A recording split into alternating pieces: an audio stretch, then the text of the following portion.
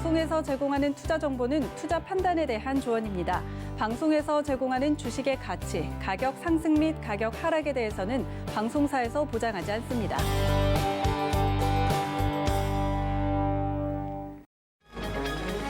이 시각 헤드라인 뉴스입니다. 문재인 대통령이 오늘 오전 조 바이든 미국 대통령 당선인과 첫 전화통화를 했습니다. 문 대통령은 한미동맹의 미래지향적 발전과 한반도 비핵화 및 평화 정착을 위해 긴밀히 소통하자고 말했고, 바이든 당선인은 북핵 문제 해결을 위해 긴밀히 협력하겠다고 밝혔습니다. 문재인 대통령이 오늘 한 아세안 화상 정상회의 참석을 시작으로 나흘간의 아세안 정상 외교에 돌입합니다. 문 대통령은 각국 정상과 코로나19 극복을 위한 협력 방안 등을 논의하는 데 이어 신남방 정책 전략의 구체적 이행 방안을 모색할 예정입니다. 지난달 한국 수출품 가격이 2% 넘게 하락했습니다. 이 같은 하락폭은 2018년 12월 이후 1년 10개월 만에 최대입니다. 한국은행 관계자는 큰 폭의 원달러 환율 하락이 가장 큰 요인이라고 설명했습니다. 코로나19 백신 도입을 위한 전문가 회의가 오늘 처음 열립니다. 정부는 현재 신속한 백신 확보를 위해 글로벌 제약사와 개별적으로 계약하는 투트랙 전략을 추진하고 있으며, 오늘 회의에서는 백신 도입과 관련해 기준을 정하고 향후 위원회 운영 방향을 논의할 것으로 보입니다.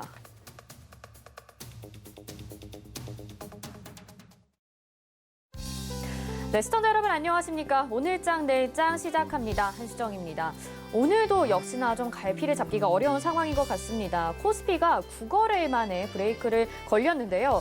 줄곧 지수 방어 역할을 해주던 외국인들의 수급도 오늘은 거래소에서 많이 담아주고 있지는 않습니다. 화이자 백신 효과 소식에 코로나19 해소 기대감도 조금 있었는데 또 다시 확진자가 유럽과 미국에서 늘어나면서 다시 언택트의 움직임도 조금 보여주고 있고요. 경기 민감주 상승 기대감도 여전히 남아있는 상황입니다. 오늘 또 옵션 만기일이기 때문에 여러 가지 문제로 인해서 여러분들 오늘장 대응하기 쉽지 않으실 것 같은데요. 오늘장 내일장에서 오늘 시장도 점검해 보시면 좋을 것 같습니다. 02-3153-2611, 2612번으로 전화 열려 있고요. 100원의 정보 이용료가 부과되는 샵 0082로 문자 보내주시면요. 여러분들의 종목 상담도 도와드리고 있습니다. 또한 금일 본 방송에서 제공해드리는 정보는 투자 판단에 대한 조언일 뿐 해당 종목의 가치와 수익률 보장해드리지 않는다는 점 참고하시기 바랍니다.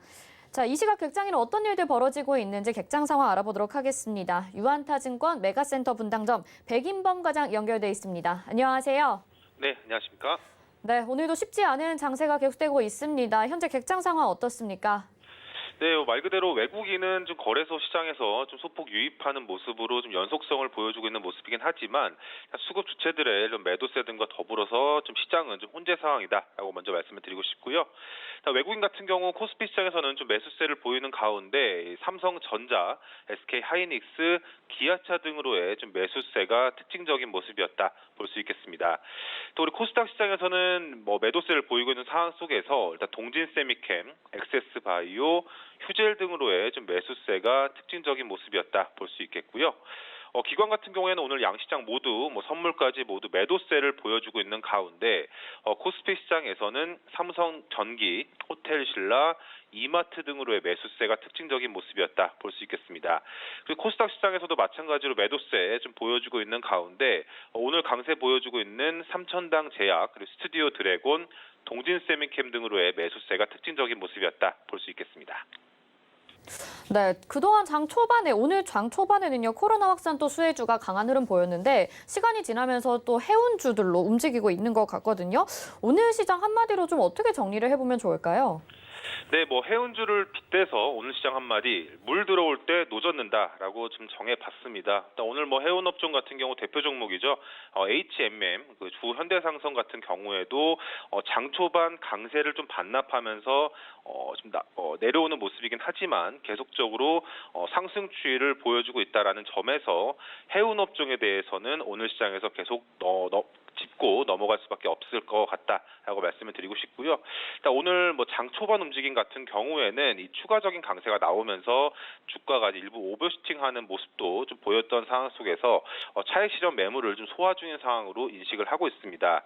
오늘 주가 상승 요인 아무래도 선박 대란 소식 등이 언론으로 보도되면서 우리 수출 물량을 이 커버할 선박이 매우 부족하다라는 그런 소식 등이 전해지면서 이 해운업종의 강세를 유발하는 모습이었었는데. 가운데 이 해운업종 같은 경우에 이 업황 자체가 8월부터 회복이 되고 있던 상황이었다. 그러니까 즉 8월부터 이 미국발 컨테이너 선박 운임비가 급등하는 모습 등이 나오면서 하반기부터 해운업종, 그러니까 오래간만에 호황이 좀 나오고 있다라는 점에 투자자들은 관심을 기울이고 있다라고 보시면 좋을 것 같고요.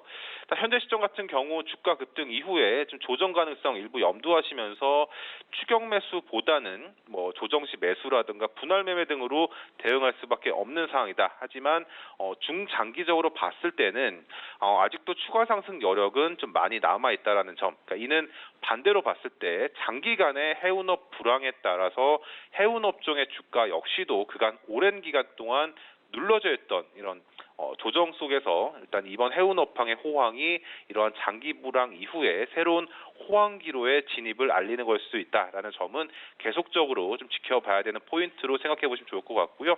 거기와 더불어서 뭐 조선업종도 같이 바라보시면서 일단은 지금 배가 부족하다라는 점, 그리고 이러한 점은 상선 신규 수주 등의 소식 등이 이어질 수 있다라는 점에서도 해운업종과 조선업종 같이 관심 있게 지켜보시면 좋겠다 말씀드리겠고요. 뭐 대표 종목들 위주로 HMM, 그리고 대한해운, 페노션, 그리고 조선업종에선 현대미포조선 등을 좀 중장기적인 차원에서 관심과 두시면 좋겠다 말씀드리겠습니다. 네, 매일매일 움직이는 업종들이 다 달라서 잘 대응을 해야 될 것 같은데요. 내일은 또 어떻게 전망해 볼 수 있을까요?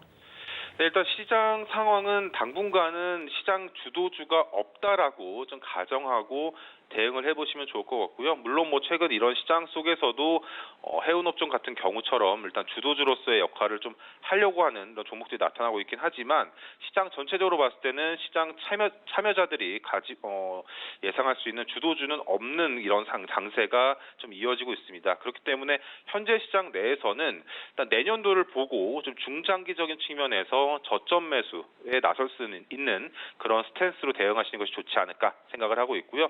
뭐 그러한 관점에서는 이 가치주 강세를 감안한 투자 전략, 이 내년도까지 유효할 것으로 좀 보여지고 있는 가운데 아무래도 이 코로나 사태로 인해서 한국뿐 아니라 주요 글로벌 국가들 올해 대비해서는 내년도는 무조건 좋을 수밖에 없는 상황으로 인식을 하고 있습니다. 그렇기 때문에 이제 주요 국가들의 내년도 강한 이익 성장률이 당연스레 예상이 된다라는 점. 그러니까 이는 곧 실적이라던가 자산 가치 대비 저평가된 종목에 대한 투자자들의 관심이 계속 이어질 여지가 있다라고 가정을 해보시면 좋을 것 같고요.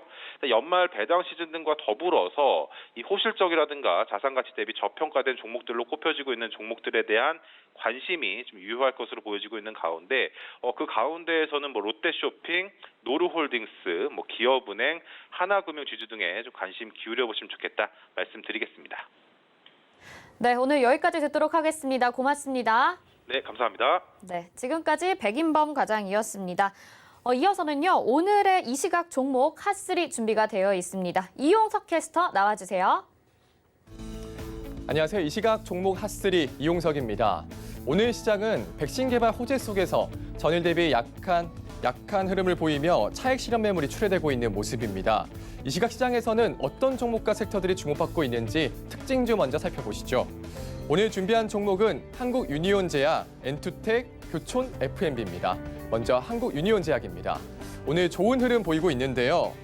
현재 전일 대비 0.48% 상승해 21,000원에 거래되고 있습니다. 화이자의 CSO 미카엘 톨스턴이 차세대 백신 형태에 대해서 고민하고 있다며 내년에 백신을 분말 형태로 출시할 예정이라고 밝혔는데요.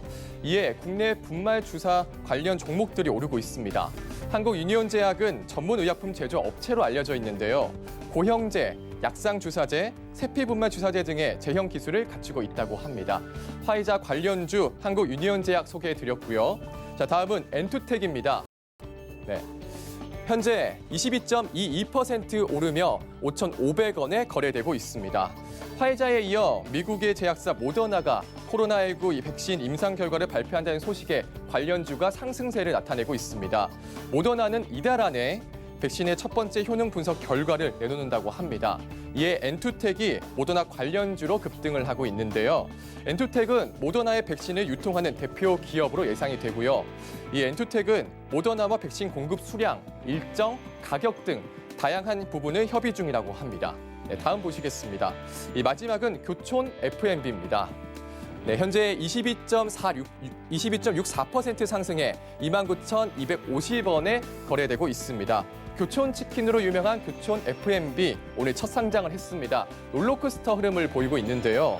장 초반 하락세에서 시작을 했는데 20%까지 급등을 했습니다.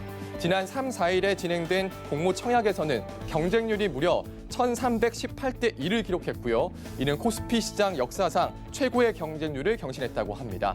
네, 이상 이 시각 종목 핫3였습니다. 네, 이용석 캐스터가 오늘장 이 시각 종목 핫3를 알려주었습니다. 이어서는요, 오늘장 이슈 알아보도록 하겠습니다. KTB 투자증권 이성훈 과장 연결돼 있습니다. 안녕하세요. 네, 안녕하십니까? 네, 이제 각 회사들의 실적 발표가 계속 나오고 있고 이번 주에 대부분 마무리가 됩니다. 4분기를 또 기대를 해봐야 될 것 같은데 실적과 모멘텀 다 갖춘 기업들, 어떤 기업들을 좀 주목해보면 좋을까요? 네, 우선 봤을 때도 이 조 바이든 대통령의 당선 이후에 투자자들 관심은 4분기 어닝 시즌으로 썰리는 그런 분위기가 나타나고 있다고 말씀드릴 수 있겠는데요. 우선 바이든 랠리 수혜주로 주목된 종목들 같은 경우에도 최근에 실적 개선에 대한 기대감도 커지고 있기 때문에 이런 종목들에 대한 어떤 펀더멘탈적인 접근이 필요하지 않을까 이렇게 판단이 됩니다. 이번 주 같은 경우에도 3분기 실적 시즌이 거의 마무리되는 시점이라고 볼 수 있겠고요. 지금까지 실적 성적을 공개한 국내 상장사들이 대체로 컨센서스를 뛰어넘는 실적을 발표했습니다. 이러기 때문에 올 4분기 기업들의 실적 전망치에서 이 바이든 랠리에 따른 수혜주들의 실적 개선 가능성에 계속 주목해야 된다라는 그런 방침이고요. 올 하반기 이 코로나에 대한 2차 확산 우려에도 불구하고 이 바이든 랠리와 맞물려서 저평가된 국내 성장주의 실적 개선도 뚜렷하게 나올 가능성이 크기 때문에 이런 4분기 실적에 대한 관심은 이번 주부터 줘야 되지 않을까 판단됩니다. 우선 4분기 영업이익과 손익 같은 경우에도 이 추정치가 1개월 전 대비해서 각각 7% 그리고 6.2% 올라간 모습 보여주고 있고요. 우선 지금 상장사 5곳의 올 4분기 영업의 컨센서스 추정치 합계액은 24조 9,224억으로 작년 대비해서도 58% 증가할 것으로 지금 보여지고 있습니다. 4분기 순이익 추정치도 18조 이상으로 되면서 작년 대비해서도 479% 이상 급등할 것으로 지금 나타내지고 있고요. 이런 상태에서 본다고 한다면 이 종목들에 대한 좀 선별적인 전략이 필요하다라고 볼 수 있겠고, 먼저 지금 LG화학을 비롯한 스튜디오 드래곤, LG 디스플레이, 이마트, 현대제철, 그리고 대한항공, 롯데칠성, 한세실업 같은 종목들은 작년 4분기의 적자에서 올 4분기 영업이익 흑자 전환할 것으로 좀 전망이 되고 있습니다. 특히 이제 LG화학은 작년 4분기 영업이익과 순이익이 각각 125억, 그리고 568억 적자를 기록했는데 이런 점에서 봤을 때도 이 지금 현재 봤을 때 LG화학의 실적에 대한 기대감은 작년 대로 본다고 한다면 분명히 기저 효과가 나올 것으로 판단이 되고 있고요. LG 디스플레이 같은 경우에도 작년에 영업이익은 마이너스 4,219억 적자를 기록했는데 이런 점에서 봤을 때는 흑자 전환에 대한 기대감이 당연하게 나오지 않나 이렇게 판단이 됩니다. 지금 현재 바이든 수혜주들 같은 경우에도 이 4분기 영업이익에 대한 기대감이 큰 종목들이 많은데요. 우선 지금 현재 대표적인 하나솔루션이죠. 올 4분기 영업이익과 순이익이 1,735억, 1,039억을 달성할 것으로 보여지고 있고요. 특히 이제 하나솔루션 같은 경우에는 이 태양광 에 대한 친환경 관련주로서 가장 큰 탑픽종으로 주목을 받고 있기 때문에 하나솔루션에 대한 관심을 꾸준히 가져야 된다라고 볼 수 있겠고, 또 바이든 수혜주로 꼽히는 삼성 SDI 같은 경우에도 4분기 영업이익이 작년 대비해서 1,468% 늘어날 것으로 집계되고 있고요. 이 삼성 SDI 실적은 연초 대비로도 영업이익과 순이익이 7.8%, 17.2% 증가할 것으로 좀 그 전망이 좀 되고 있습니다. 여기에 일진모터리얼주도 대표적인 이 바이든 수혜주라고 볼 수 있겠는데, 2차 전지 또 배터리용 동박을 생산하는 업체이기 때문에 2차 전지 쪽에서도 가장 큰 어떤 실적 수혜주로 지금 자리 잡고 있는 모습 나타내지고 있고요. 이제 지금 현재 봤을 때 지난 9월 이후에 상대적으로 성과가 부진했던 기술주들의 상승세가 좀 예상이 되면서 이런 바이든 관련주 그리고 기술주들을 중심으로 한 실적 관련주들은 이제 다음 주부터 계속 지켜봐야 되지 않을까 이렇게 보입니다. 네, 계속해서 요즘에 개별 장세가 이뤄지고 있기 때문에 실적을 좀 더 관심 있게 지켜보면 좋을 것 같습니다. 또 이 질문을 드릴 수밖에 없을 것 같은데 화이자 백신 개발 이슈로 모처럼 항공주들이 또 강세를 보였습니다. 어제는 좋았는데 또 오늘 같은 경우 보면 저가 항공주들 같은 경우는 대형주들에 비해서 조금 전망이 아직 불투명한 상황이라고 봐야 될 것 같은데요. 저가 항공주들의 전망 어떻게 바라보고 계신가요? 네, 우선 좀 항공주들은 올해 어떤 가장 큰 이제 코로나 피해주라고 볼 수 있겠는데 이 어떤 바이든 대통령에 대한 이 주가의 상승 랠리도 있겠지만 역시 백신에 대한 기대감 때문에 지금 최근에 좀 주가 상승세가 눈에 띄게 나타나주고 있다라고 볼 수 있겠습니다. 특히 이제 그 항공사들보다 그냥 대형 항공사들보다도 이 저가 항공사들에 대한 상승 여력이 좀 크게 더 나타나는 모습 보여주고 있는 게 그 현재 상황인데 우선 지금 이제 그 백신 3상에 대한 임상시험 참가자에 대한 좀 조사를 계속해서 하고 있고 이거에 대한 영향도 좀 나오고 있는 상태라고 볼 수 있겠는데요. 그렇기 때문에 이거에 대한 어떤 이벤트에 의한 주가의 변동성은 계속 나올 가능성이 있다라고 좀 판단이 되고 있고 지금 현재 항공사들이 줄줄이 실적을 내놓는데 어떤 이제 이 항공사들의 실적에 대한 기대감은 현저하게 떨어지고 있긴 하지만 이런 그 기저 효과에 대한 기대감이 좀 저가 매수세가 좀 이어지는 것으로 좀 판단이 되고 있습니다. 특히 이제 그 대형 항공주보다도 저가 항공주들은 어떻게 보면은 이제 화물 운송보다도 이 여객 비중이 굉장히 크다라고 볼 수 있어서 그동안에 뭐 여객 수요는 줄었지만은 화물 쪽으로의 그 실적을 좀 많이 나면서 만회했었던 대형 항공주들보다 이 저가 항공주들이 이 백신에 대한 어떤 여행의 재개가 가장 필수적이라고 볼 수 있겠고요. 지금 현재 이 LCC 중에서는 그러니까 저가 항공사들 중에서는 이 진에어 그리고 제주항공 시가총 1, 2위를 시장 점유율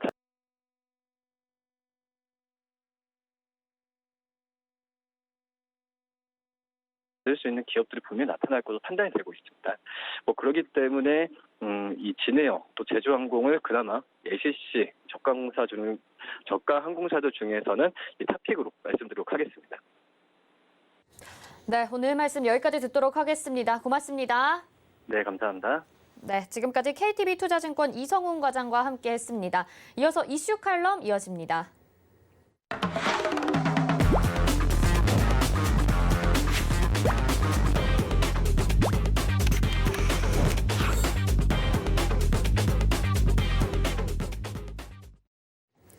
네, 시장의 핵심 이슈 짚어보는 이슈 칼럼 시간입니다. 오늘은 미중산업경제연구소의 조용찬 소장과 함께합니다. 안녕하세요. 예, 안녕하십니까. 네, 미국 대선과 관련해서 계속 질문을 드리게 됩니다. 미국에서 이제 승복 연설을 한 뒤에 축하 전화를 하지 않는 이런 이례적인 일이 발생을 또 했습니다. 트럼프 대통령이 아직도 패배를 인정하지 않고 있는데요. 계속 이제 불복 사태를 이어가고 있고 이런 법원 소송까지 이어져 갈 때 선거 결과에 어떤 영향을 미치게 될까요? 아무래도 미국 같은 경우에는 1896년 때부터 패자가 승복 연설을 해주고요. 축하 전화하는 전통이 계속 이어졌는데요. 패자의 아량뿐만 아니라 평화적 권력 이양으로 미국의 단결 유지하는 데 큰 역할을 해왔습니다. 이런 우아한 전통이 지기 싫어한 트럼프에 의해서 깨지게 됐는데요. 아무래도 트럼프 같은 경우에는 이번 선거를 훔친 선거다, 부정선거라고 주장하면서 이야기를 하고 있지만 선거 결과를 뒤집기는 거의 불가능할 것으로 보여집니다.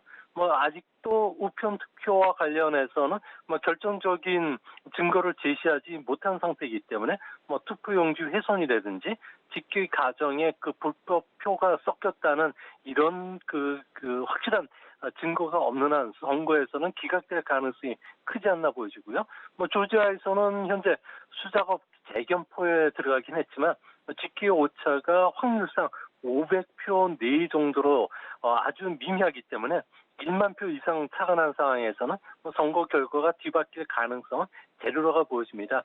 시간상 트럼프 성향의 폭스 뉴스까지도 트럼프에게 비판 대열에 합류했고요.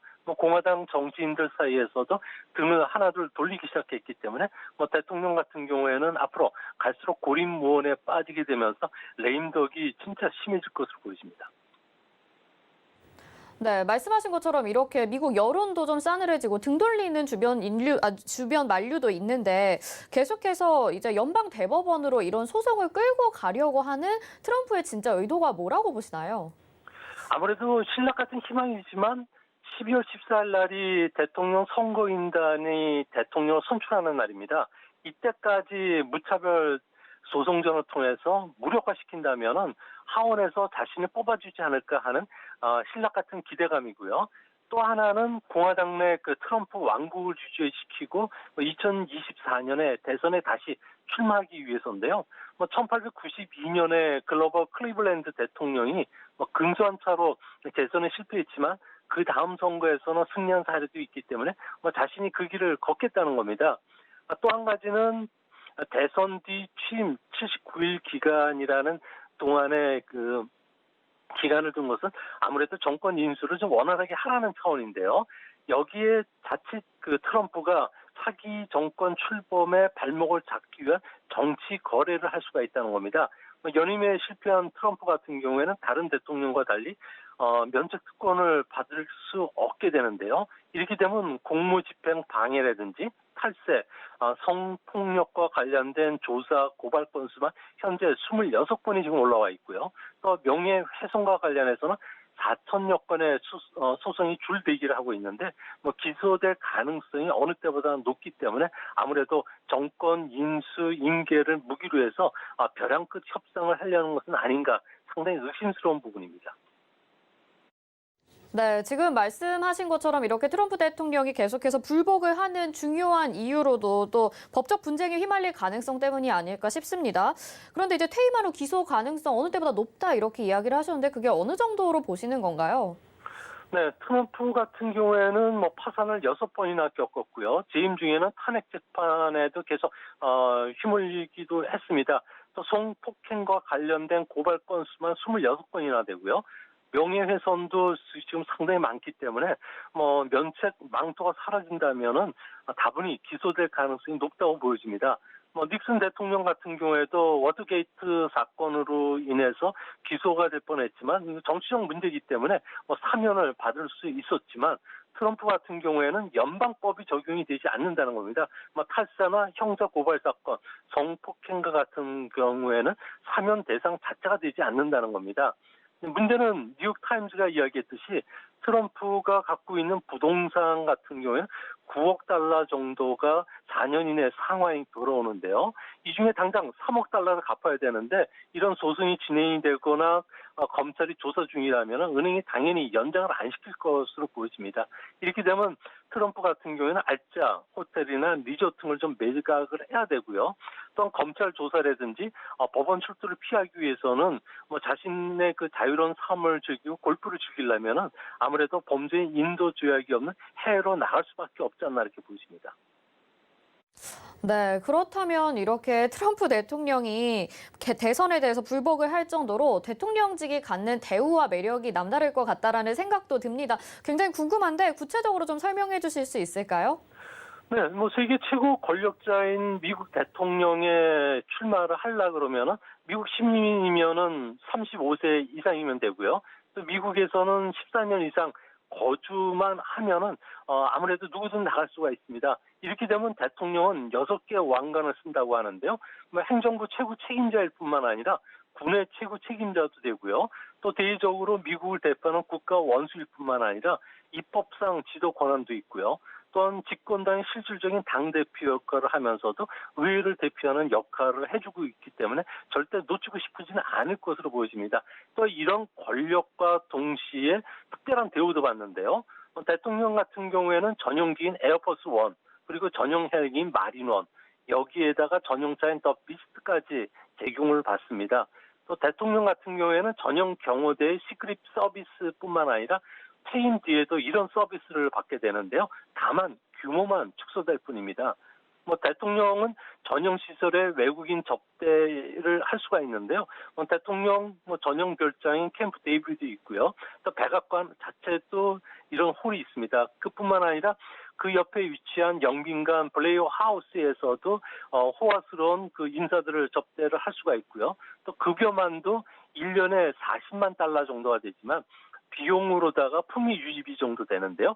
5만 달러, 그리고 여행 경비로 10만 달러, 교재비로 19,000달러가 별도로 지급이 됩니다. 물론 세금을 또 내야 되고요. T&D에는 연금으로 1년에 20만 달러가 지급이 되고요. 또 수당으로다 20만 달러 정도가 지급됩니다. 대통령이 사망 뒤에 배우자한테는 수당 10만 달러 정도가 지급되니까 아무래도 대통령이라는 그 직함 못지않게 이런 그 엄청난 복리 후생도 대통령 재임 선거에 절대 놓치지 말아야 될 것을 트럼프가 놓쳤다고 한탄하지 않을까 생각이 됩니다. 네, 말씀을 들어보니까 정말 트럼프 대통령이 쉽게 내려놓진 않을 것 같다라는 생각이 듭니다. 아무래도 바이든 당선인이 집권 초기가 좀 더 중요할 것 같다라는 생각도 드는데요. 어떤 부분을 좀 중점적으로 추진을 해야 될까요? 네, 바이든은 아무래도 코로나 방역을 가장 1순위로 두고 있고요. 이제부터는 경제 살리기, 또 인종 간의 갈등 문제를 해결하는 방법, 그리고 기후변화와 관련된 4가지 중점 과제를 집권 1년 차에 상당히 추진되지 않을까 보입니다. 특히 정권 인수위원회에서부터는 이 문제가 집중적으로 논의가 되고 있는데요. 당장 코로나와 관련해서는 과학에 근거해서 전문가의 조언을 기울여야 된다는 원칙을 좀 세웠고요. 이와 관련해서 신속한 검사, 대응체계, 마스크 착용 의무화를 지금 추진하고 있습니다. 경제 살리기를 위해서는 아무래도 코로나로 인한 타격이 워낙 크기 때문에 고용 회복에 힘을 쏟을 예정인데요. 4년간 재생 에너지라든지 공공 인프라에 2조 달러를 투입하는 것도 늦어도 내년 2월 달까지는 집행하려고 하고 있고요. 또 미국 제품 구매에 7천억 달러를 약속을 했는데 이렇게 되면은 아무래도 이런 지원을 받는 미국 기업들 같은 경우는 중소기업을 중심으로 해서 시간당 지급이 7달러 50센트에서 15달러로 늘어나기 때문에 아무래도 호주머니가 두둑해질 수가 있다는 겁니다. 또한 유아나 간병 쪽에 10년간 7,750억 달러가 지출이 되고요. 또 저소득자나 고령자를 위한 공적 의료 보험과 관련된 지원책이 더 확대가 될 가능성이 큽니다. 이렇게 되면 대출이 10년 동안에 무려 10조 달러 규모가 늘어나게 되는데요. 이렇게 됐을 경우에 미국의 GDP 같은 경우는 아마 0.5% 정도 끌어올릴 수 있지 않나 보여지고요. 이제 앞으로 가장 중요한 것은 2035년 말까지는 100% 클린 에너지를 실현하겠다는 겁니다.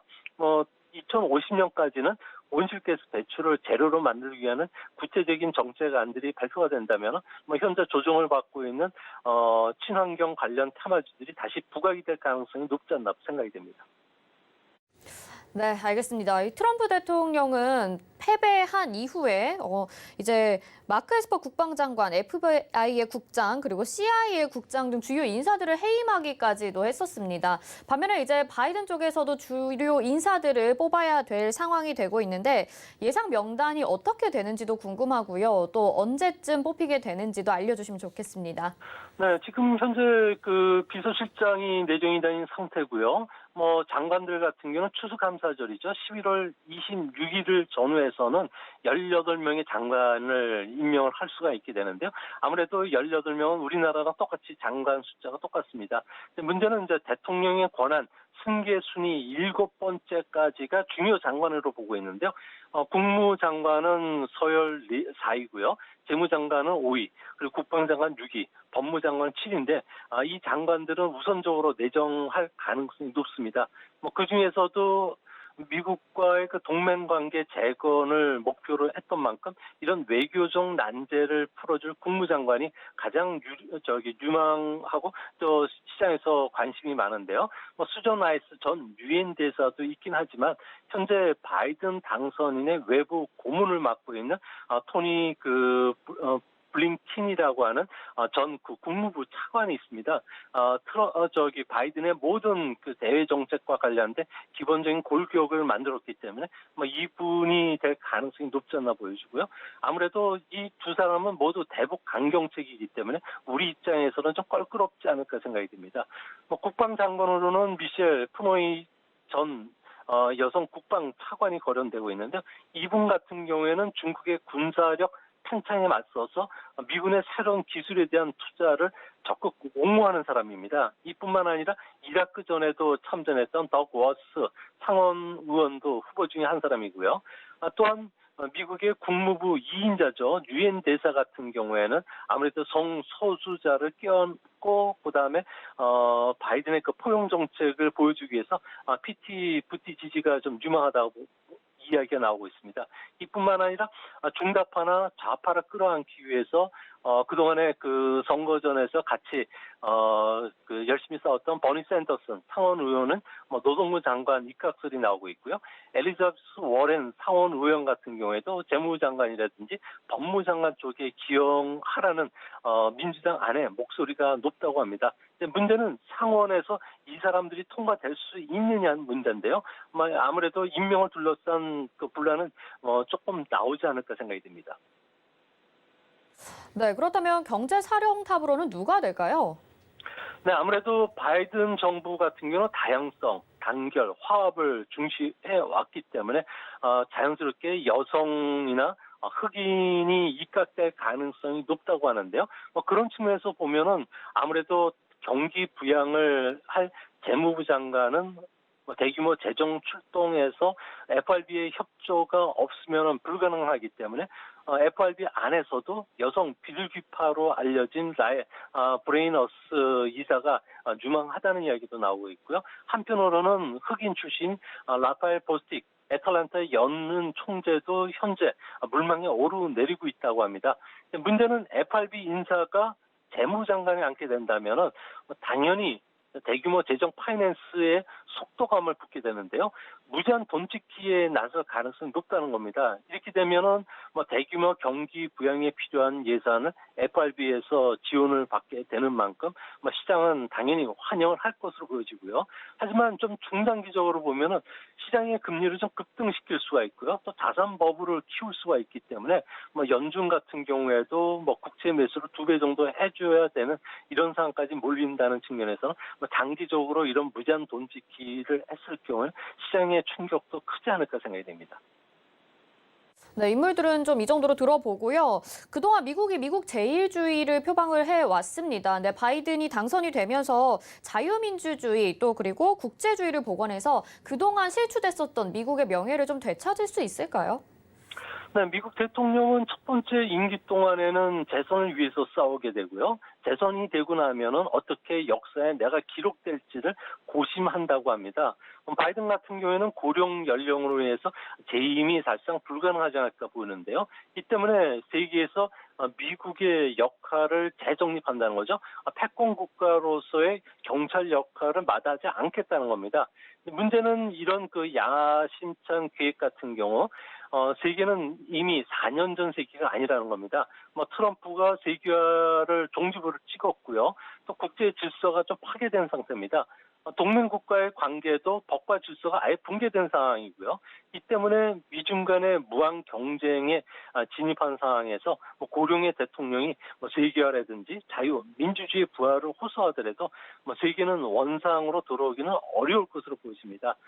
미국은 4년 전보다는 파워가 아주 쇠약해졌기 때문에 앞으로 바이든 같은 경우는 동맹국가 같이 협조하에 새로운 방위 계획을 짤 가능성이 높은데요. 이렇게 되면 중국, 러시아, 이란, 북한 같이 권위적인 국가의 팽창을 막는데 온 힘을 쏟을 가능성이 있기 때문에 앞으로 세계는 빨간 블록 그리고 미국을 중심으로 한 그 파란 블록으로 나뉘게 되고요. 또한 내부적으로는 남북전쟁 이후에 미국이 분열 현상을 보여주고 있기 때문에 화해나 단합이 상당히 크지 않을까 보여집니다. 그런 측면에서 보면은 아메리칸 드림 또 사회적 이동이 지금 막혀 있는 부분도 다시 뚫어주기 위해서 교육이라든지 직업에 있어서의 조건의 평등을 계속 되살리는 작업들을 할 것으로 보여지는데요. 외치 모두 힘든 과제에 지금 직면하고 있기 때문에 과연 예상만큼 계획대로 진행이 될지는 조금 더 지켜보셔야 되지 않을까 생각이 듭니다. 네, 알겠습니다. 아무래도 가장 궁금한 것 중에 또 하나가 추가 경기 부양책일 텐데요. 아직 지금 합의가 안 되고 있는 상황인 것 같습니다. 언제쯤 합의가 되고요? 또 그 규모가 어느 정도 될 걸로 예상하시나요? 네, 민주당 같은 경우는 늦어도 추가 경기 부양책 같은 경우에는 2월 달까지 결정을 짓겠다는 생각입니다. 이 때문에 맥커널 상원의 공화당 원내대표하고도 어느 정도 이야기가 돼서 공화당도 수용할 생각이라고 하는데요. 문제는 민주당은 2조 달러를 이야기를 하고 있고 공화당은 생뚱맞게 5천억 달러 정도면 되지 않겠느냐고 이야기를 하고 있기 때문에 여전히 그 간극이 크다는 겁니다. 최종적으로는 아무래도 지방정부의 그 지원금이나 실업보험 급여 기간을 연장을 해주는 쪽으로 가닥을 잡을 것으로 보여지는데 이렇게 되더라도 최소 1조 5천억 달러 정도가 되는 대규모 추가 경제 부양책이 될 가능성이 높지 않나 보여집니다.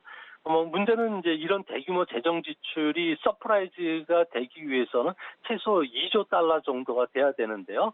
하지만 현재 상원이 그 민주당보다는 공화당이 다수당이 될 가능성이 크고요. 또 티파티 의원들 같은 경우에는 아무래도 작은 정부를 지원한다는 점에서 바이든 정부의 대규모 재정 정책과 관련해서는 걸림돌이 여전히 많다고 보여집니다. 네, 알겠습니다. 이제 바이든 당선인이 되고 나서 한일 관계도 좀 달라질 것 같다라는 생각이 듭니다. 외교 정책 추진 방향 어떻게 바뀔 걸로 보시나요? 네, 바이든 같은 경우는 동북아 정책을 가장 외교 정책의 우선순위로 꼽을 것으로 보여지는데요. 이 때문에 글로벌 외교나 경제 정책에서도 중요 수위를 차지할 가능성이 높습니다. 이 때문에 한국과 일본이 긴밀한 커뮤니케이션이라든지 팀워크를 마련하라고 계속 압박을 할 가능성이 크기 때문에 현재 이야기가 되고 있는 보상금 문제나 이런 것들과 관련해서는 아무래도 수면 하로 지금 내려가지 않을까 보여집니다. 또 한 가지는 중국에 대한 군사적 패창을 막기 위해서 실질적인 군사력 증강도 논의가 되고 있고요. 방위비 부담과 관련해서도 합리적인 수준으로 인상이 불가피하지 않을까 보여집니다.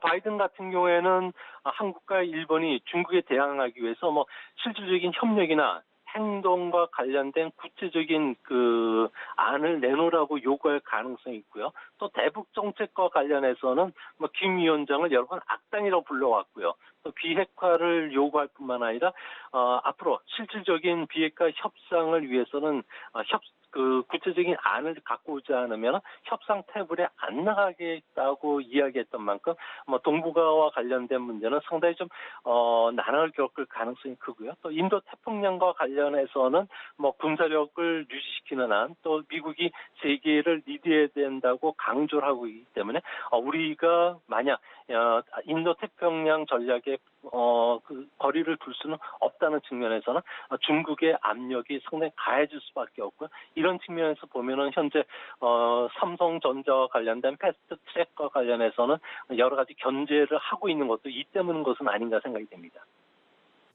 네, 어쨌든 큰 이변이 없는 한 바이든 당선인이 내년 1월 20일에 정식으로 취임을 하게 되죠. 우리나라에서도 경제 회복에 대한 기대감이 큰 것 같습니다. 우리나라에 어떤 경제적 효과 가져올 걸로 예상하시나요?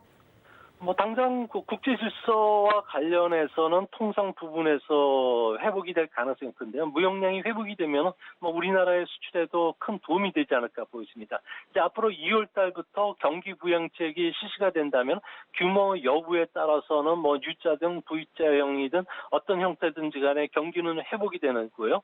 이렇게 되면 우리 기업들에게는 충분히 반사이익이 되는데 이제 앞으로 인프라와 관련된 투자가 늘어난다면은 바이든 효과로 인해서 우리 경제 그 수출 같은 경우에는 현대 경제 연구원에 따르면은 수출은 연평균 0.6에서 2.2% 정도 증가하게 되고요.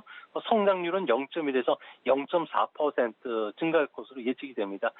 중국 경제도 이제 코로나에서 회복이 됐다는 측면에서 우리 경제는 경기 민감주를 중심으로 해서는 다시 한번 주가 주가도 제자리를 찾을 가능성이 높은데요. 이제 문제는 앞으로 미국이 중국을 배제하는 새로운 틀을 가지고 중국을 압박할 경우에는 아무래도 장기적으로 보면은 미국과 중국 간의 그 패권 다툼은 우리 경제의 양날의 검이 될 수 있지 않나 이렇게 보여집니다. 네, 오늘 자세한 이야기 고맙습니다. 감사합니다. 네, 지금까지 미중산업경제연구소 조용찬 소장이었습니다. 이어서 도너 리포트로 이어집니다.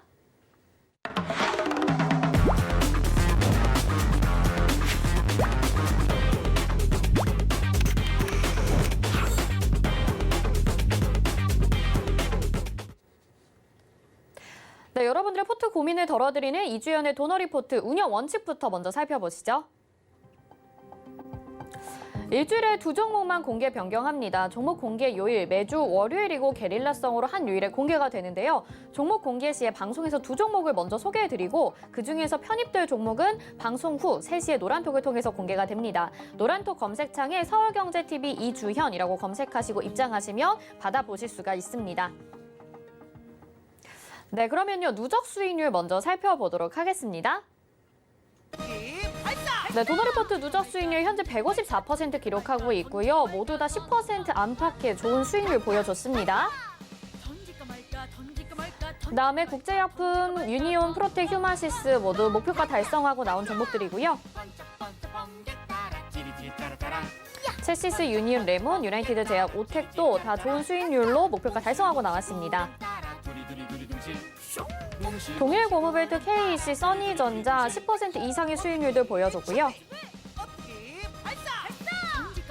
에스맥, NHN, 에이텍, 진현산업, 서현탄메탈 등도 여러분들이 보실 수가 있습니다. DY파워, 뉴지랩, IA, 우리기술투자까지 담겨 있었던 종목들 살펴봤고요. 이제 현재 포트 한번 살펴보시죠. 지금 포트에 들어가 있는 종목들은 드림시큐리티, 사마알미늄, 써니전자, 에스맥인데요. 사마알미늄도 2.7%, 써니전자 1.6%, 에스맥 1.1% 수익 중입니다. 네, 그러면요. AS 짚어주실 샘플러스 전문위원 이주연 전문위원 모셔볼게요. 어서 오세요. 네, 안녕하세요. 네, 자 지금 담긴 종목들 3종목은 수익 중이고 한 종목이 지금 약간 손실이 있습니다. AS 한 번씩 해주시죠. 네, 현재 드림시큐리티 어제와 크게 달라진 부분은 없습니다. 어저께 이제 방송에서 제가 말씀드렸듯이 아침부터 시가를 좀 띄우고 윗선 위에 안착해주는 흐름이 나와준다면 좀 괜찮을 것 같다라고 말씀드렸고 21선 위로 지금 주가가 안착해서 상승하는 흐름으로 좀 움직여줘야 될 것 같다는 생각이 드는데 오늘 시가 상승 출발 후에 좀 눌림은 시장이 지금 조정이 받고 있는 상황이었기 때문에 충분히 예상할 수 있는 부분이었다는 생각이 들고요. 단기적인 흐름에서 지금 현재 드림시큐리티 상승 추세를 계속 이어가고 있는 상황이니까 여기서 이제 이중바닥 만들고 올리는 그림이 만들어질지 여부를 좀 지켜보면 좋겠다 이렇게 말씀드리겠습니다. 그래서 손절가 이탈 안 하면 크게 무리 없이 시장 흐름과 함께 상승하리라는 생각이 드니까요. 이 21선에서 이제 저항을 받고 추가적인 하락이 내려갈 건지 아니면 여기서 돌파를 하고 안착을 해주는 올라서서 안착을 해주는 흐름이 만들어질지 그렇게 한번 지켜보도록 합시다. 그리고 지금 사마알미늄인데요. 사마알미늄은 이제 최근에 이제 강하게 반등 흐름 나와줬다고 조정이 조금 나오고 있는데 여기서 조금 더 조정이 나올 수도 있을 것 같다는 생각이 들어요. 일봉상에서는 기술적으로 이제 21선을 돌파를 하고 이제 여기 눌림을 만들어주는 그런 자리라고 생각이 들기 때문에 요 구간에서의 분할 매수 관점으로 접근을 하는 것은 상당히 괜찮은 방법이 아닐까라는 생각이 들고요. 이번 눌림 이후에 다시 한 번 더 상승 흐름 나와준다면 이 추세대 저항 돌파하는 그림으로 올라갈 가능성이 좀 높지 않나라는 생각이 들고요. 10,000원 정도까지는 한 번 더 돌파하는 테스트 하지 않을까 이렇게 생각이 듭니다. 그래서 사마알미늄 수익률이 조금 떨어졌는데 크게 염려하지 마시고요. 말씀드렸다시피 대선 테마들 조정 나올 때 분할 매수 관점으로 접근하기에 아직도 유효하고 괜찮은 모습이니까 한번 그 김부겸 전 의원, 뭐 총리설도 나오고 있고, 서울시장 후보 이야기도 나오고 있는 상황이기 때문에 한번 흐름을 지켜봅시다. 뭐 그렇게 극단적인 조정은 나올 것 같지는 않으니까 뭐 분할 매수 관점으로 천천히 접근해 보시고요. 다음 시세에 한번 강하게 나올 때 비중을 좀 줄이신다든지 차익 실현을 해가는 전략으로 한번 진행을 해보시면 나쁘지 않을 것 같습니다. 자, 그리고 세 번째 종목인 써니전자인데요. 써니전자도 이번이 이제 좀 눌림 자리라고 말씀드렸죠.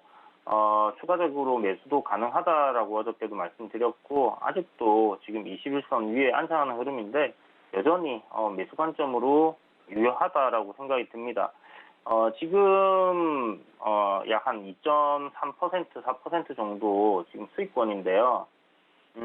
뭐 크게 염려치 마시고 추가 매수 가능한 구간이다 생각을 하니까 그렇게 이제 접근을 또 한번 해보시는 것도 괜찮겠다라는 생각이 들고요.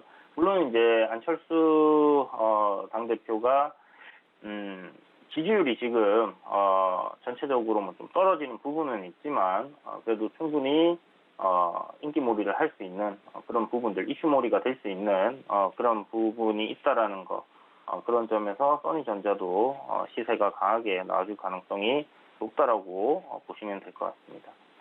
자, 그리고 다음이 이제 S맥인데요. 오늘 S맥이 좀 강하게 움직였다가 조정이 지금 나오고 있습니다. 보면 한 7%대, 7.5% 정도 상승이 나왔는데 2,000원에 이 저항 라인이 굉장히 좀 두터운 곳이에요.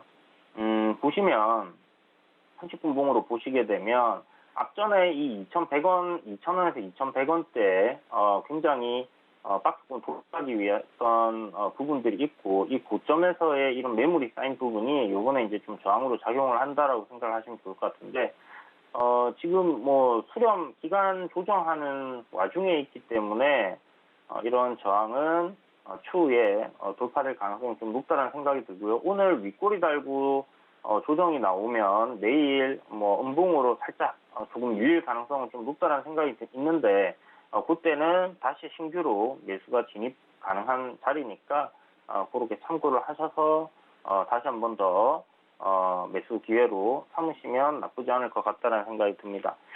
아마 다음번 상승 때는 이 저항대를 좀 돌파하는 그림으로 갈 가능성이 높지 않나라는 생각이 들고요. 최종적으로 봤을 때는 이 전고점을 좀 돌파하는 그림으로 갈 가능성이 좀 높기 때문에 목표가를 조금 높이 잡아둔 종목입니다.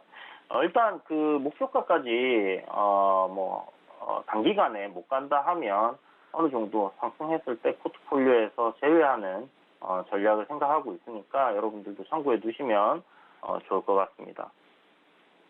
네, 현재 포트에 담긴 종목들 AS 들어봤고요. 이제 오늘은 또 종목 공개를 해주시는 날이라고 합니다. 월요일과 다음 날 중에 게릴라성으로 하루 공개가 되잖아요. 오늘은 어떤 종목들 공개를 해주실 건지 궁금합니다. 네, 오늘 준비한 두 종목은, 첫 번째 종목은 큐로라는 종목이고요. 두 번째 종목은 한농화성입니다. 지난번에도 한번 설명을 드렸던 종목이고, 한농화성 같은 경우는 여전히 매수가 유효한 그런 흐름을 보이고 있어서 준비를 했고요. 자, 그럼 첫 번째 큐로부터 좀 설명을 드릴게요. 네, 큐로는 이제 뭐 큐로 홀딩스, 뭐 큐로, 그리고 이렇게 이제 그 자회사들이 좀 그룹을 이루어서 움직이는 경향들이 있는데요. 회사가 이제 화공기계랑 자동차 부분 두 부분으로 이제 사업 부분을 진행을 하고 있고, 화공기계 같은 경우는 이제 좀 열처리 관련된 그런 굉장히 큰 부품들이죠. 그런 것들을 이제 생산한다 생각하시면 될 것 같고요. 실적 꾸준하고 괜찮은 회사인데요. 3월부터 전기차 쪽으로 이제 신사업을 진행을 합니다. 지금 하나 회사를 ITN 엔지니어링 지분을 이제 취득을 하고 합병을 한 상태고요. 거기에서의 실적이 좀 더 전체적인 회사의 포트폴리오가 다양해지는 부분이 생긴다라는 생각이 들고, 전기차 후발주기 때문에 앞으로 성장성은 좀 크게 볼 수 있지 않겠나 하는 생각이 들고요. 기술적으로 봤었을 때 지금 보시는 것처럼 장기적인 이 하락 추세 저항을 벗겨내는 위치에 놓여 있는 상황이고 거래량이 좀 굉장히 크게 어저께 터진 부분이 있었는데요. 오늘 이 종목을 제가 원고 준비할 때 거의 오르지 않은 상태였었는데 시세를 지금 한번 주고 살짝 밀려 있는 상황입니다. 그래서 이 종목 같은 경우는 지금 조정이 나올 때 너무 급격하게 급등을 하게 되면 포트폴리오에 이제 포함을 못 시킬 것 같고요. 그렇지 않다고 하면 적당한 가격 내에서의 포트폴리오에 진입을 시킬 수 있는 그런 종목이다라고 보시면 좋을 것 같고, 두 번째 종목인 한농화성, 이건 지난번에도 한번 설명드렸기 때문에 조금 빨리 설명을 드리면 특수 산업용 유화제 전문 업체고요. 정밀화학 제조업입니다. 최근에 이제 화학 업종들 굉장히 강세장을 보이고 있는 상황인데요. 이 회사 이제 전고체 배터리 전해질을 개발 중이죠. LG화학하고 한국연개발 같이 해서 지금 진행을 하고 있다. 국책 과제로 진행이 되는 부분이 있기 때문에 2차 전지 관련주로 분류가 될 것 같고요. 그리고 지금 한농화성이 하고 있는 이 고체 배터리 관련된 사업 부분이 앞으로 굉장히 좀 크게 부각될 가능성이 높다라는 생각이 들고, 시세 크게 터지면서 거래량 많이 나왔는데요. 조정 충분히 거쳤고 2차적인 상승이 한 번 정도 더 나와줄 그런 가능성이 상당히 높은 위치에 있는 종목이다. 이래서 이 두 종목 오늘 준비해봤습니다. 네, 큐로, 한농화성 이 중에서 노란톡에서 여러분들이 한 종목을 공개되는 종목을 받아보실 수가 있습니다. 서울경제TV 이주현이라고 검색을 하셔서 여기에 입장하셔서 종목 받아보시면 되니까요. 입장하시기 바랍니다. 이주현 전문위원님은 여기서 보내드리도록 하겠습니다. 고맙습니다. 네, 감사합니다. 네, 금일 본 방송에서 제공해드리는 정보는 투자 판단에 대한 조언일 뿐 해당 종목의 가치와 수익률 보장하지 않습니다. 저희는 잠시 후 마감 임박 60분의 승부로 돌아오도록 하겠습니다. 시청해주신 여러분 고맙습니다.